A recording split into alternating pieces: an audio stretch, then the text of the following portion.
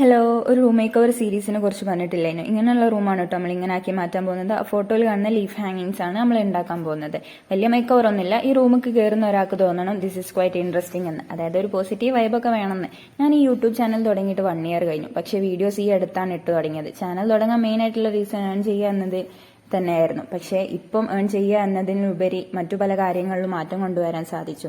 ഞാൻ ഒരിക്കലും എന്നെ കൊണ്ട് പറ്റില്ല വിചാരിച്ച കാര്യമാണ് ഈ ചാനൽ മുന്നോട്ട് കൊണ്ടുപോകുക എന്നുള്ളത്. പണ്ട് മുതലേ എനിക്ക് എൻ്റെ തോട്ട്സ് ആൻഡ് എക്സ്പീരിയൻസ് ഒക്കെ മറ്റുള്ളവരോട് ഷെയർ ചെയ്യാൻ ഭയങ്കര ഇഷ്ടമായിരുന്നു. പക്ഷെ പലരും അത് ഫുള്ള് കേൾക്കാൻ ആഗ്രഹിച്ചിട്ടില്ല. അതൊരിക്കലും അവരെ തെറ്റാണെന്നല്ല. മേ ബി ഞാൻ പറയുന്ന കാര്യങ്ങൾ ഞാൻ പറയുന്ന രീതിക്കായിരിക്കില്ല അവർക്ക് കേൾക്കുന്നത്. മേ ബി ഞാൻ നെറേറ്റ് ചെയ്യുന്ന രീതി അത്ര ഇംപ്രസീവ് ആയിരിക്കണമെന്നില്ല.